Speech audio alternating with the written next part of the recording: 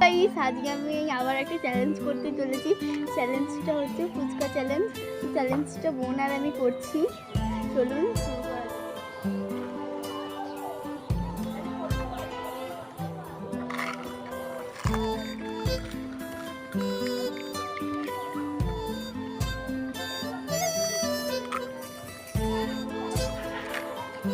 আর যে হেরে যাবে তার জন্য এই ঝাল ফুচকার লাস্টের জলটা।